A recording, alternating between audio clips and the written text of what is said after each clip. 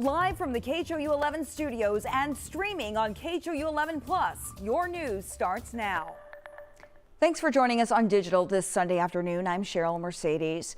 We begin with breaking news. A toddler was flown to Memorial Hermann Hospital and taken into surgery after he was hit by a car. This happened in a private driveway off of Country Road 3548 in Cleveland. The Liberty County Sheriff's Office tells us after realizing what happened, the 2-year-old's parents picked up the boy to get him to the hospital. They flagged down a sheriff's deputy who put the boy in a DPS unit. The trooper then rushed him to HCA Hospital Cleveland, where life-saving efforts began and a life flight helicopter was requested. The Liberty County Sheriff's Office is investigating the incident.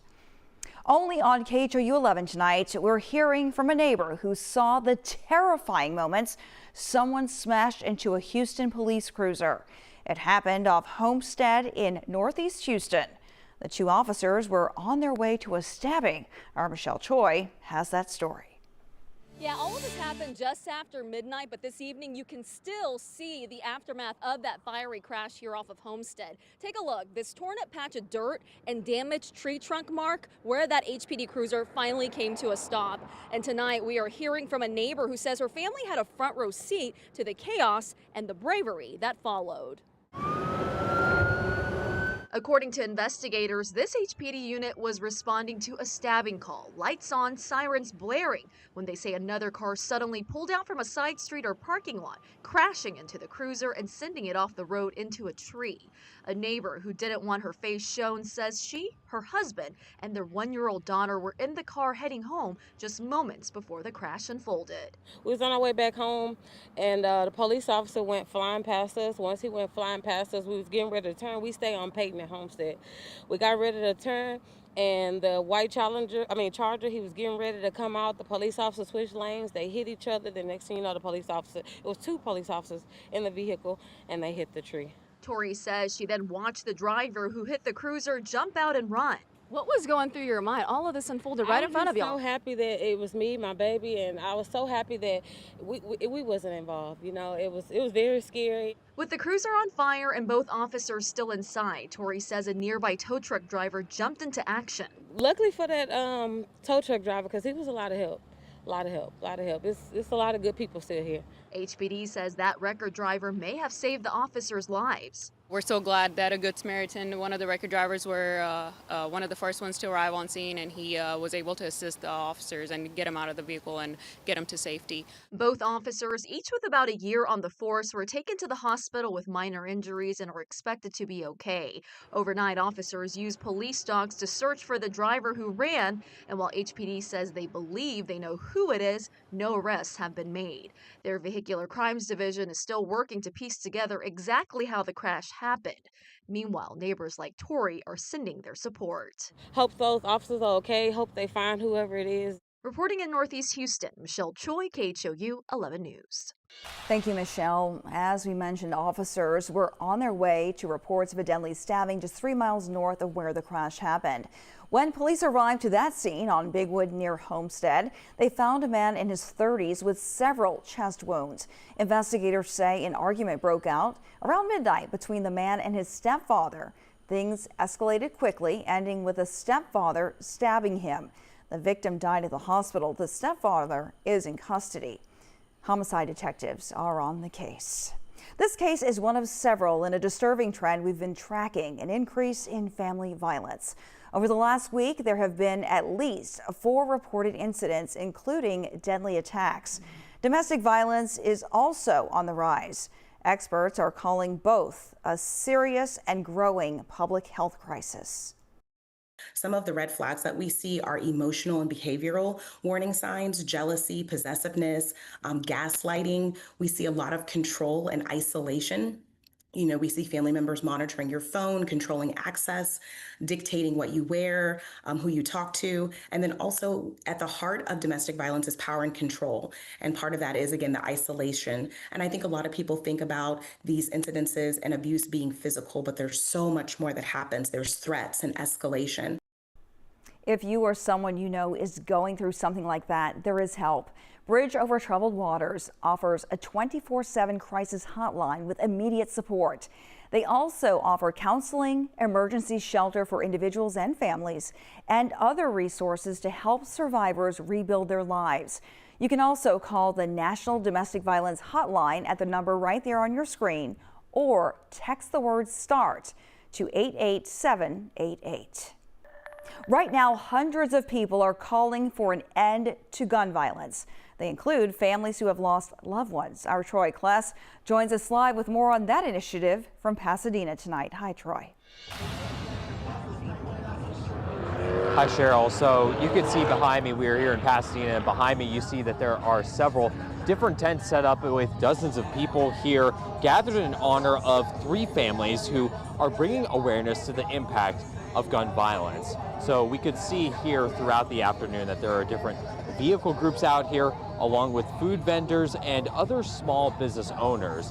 Now, we spoke with one of the families here who is still raising awareness that the suspect who killed their loved one is on the loose. We spoke to the family of Max De La O, an 18-year-old who was killed in a shooting in Houston back in January. And we spoke to the family today. They say they still don't know who is responsible for Max's death and are hoping this event can bring awareness to the impact gun violence has.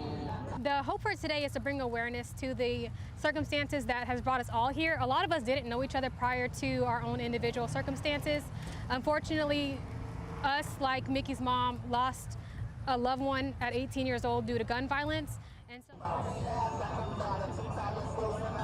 that's the De La O family, who teamed up with 2 other families who lost loved ones in shooting deaths. Now, different small businesses are out here to support the family, one of whom is raising money for a tombstone for her 18-year-old son.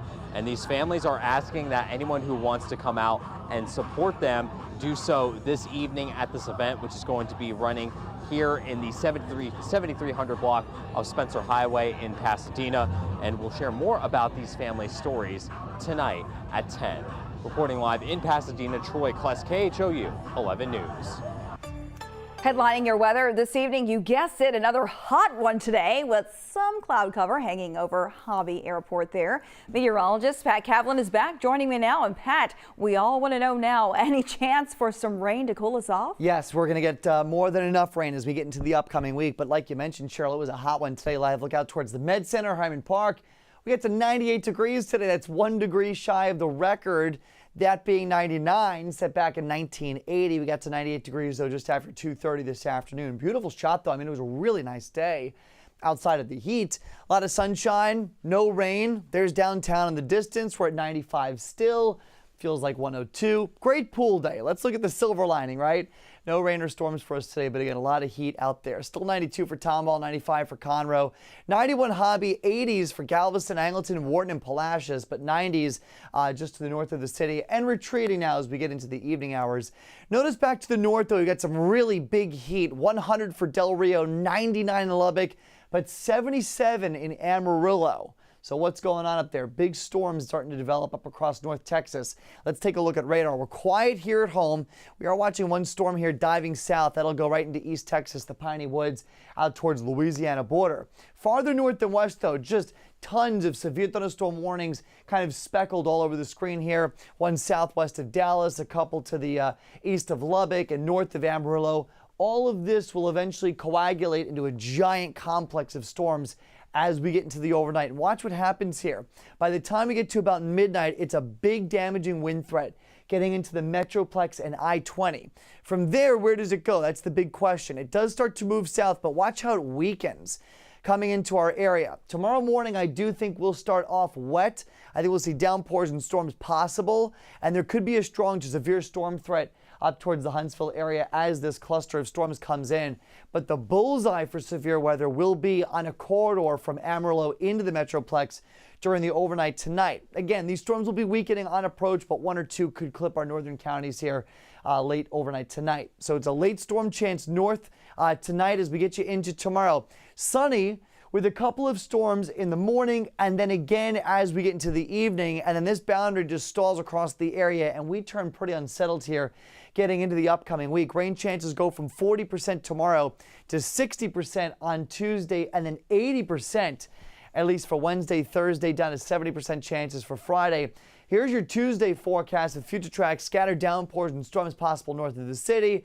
And then I think everyone runs a risk of seeing some rain at some point during the day Tuesday. Again, a 60% chance. So not a washout of a day. And we will get sunshine, but definitely not nearly as quiet as we were today. Getting into Wednesday, though, it's more of a widespread chance. Comes in from the south this time off the Gulf, and then it just kind of overspreads the entire area by mid-morning into the middle of the day. So Wednesday will be a day to have an umbrella handy. A pretty unsettled stretch coming up for us here by the middle of the week. All right, in the tropics we go. Wouldn't you know it, we are halfway through the month of June almost, or at least we're done with the first week of June, first week of hurricane season, and we're not expecting any development here as we go through the next 7 days. Overnight tonight, storms north, 78 your low temperature. Tomorrow up to 96 degrees with a couple of those afternoon storms. There's that 7-day forecast. We'll do 93 on Tuesday. Temperatures do come down as a result of the added rain chances and cloud cover.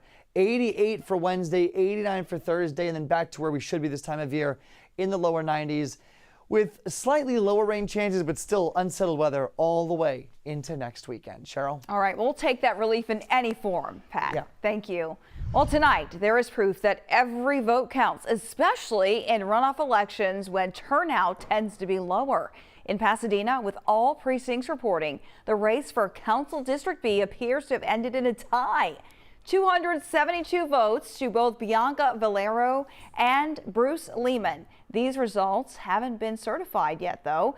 We've reached out to the Harris County Clerk to find out more about what's going to happen next. Tonight, hundreds of people are holding a peaceful rally and march in Houston. They are protesting the Trump administration's recent actions on immigration. It is one of several happening across the country today. Here's a look in California, where President Trump called the state's National Guard to Los Angeles to help manage the unrest sparked by federal immigration raids. Christian Benavides has the latest. Clashes in Los Angeles led police to deploy flashbang grenades, pepper spray, and rubber bullets as protests over the Trump administration's stepped-up immigration enforcement turned violent overnight. As soon as we start recording, that's when they start pointing the tear gas guns and they start shooting everything, everywhere. So we can't breathe, we can't see anything. Some protesters threw projectiles at police as a standoff ensued near a federal immigration building. That's where President Trump deployed 2,000 National Guards troops using rare federal powers to bypass the state's governor, Gavin Newsom, who wrote on X that move is purposefully inflammatory and will only escalate tensions. Speaking to reporters Sunday, Trump did not rule out sending active duty Marines to Los Angeles. If we see danger to our country and to our citizens, we'll be very, very strong in terms of law and order. It's about law and order. The city's Democratic mayor, Karen Bass, spoke via phone to our Los Angeles station, KCBS. I am confident in our law enforcement partners here in Los Angeles that we can handle the situation.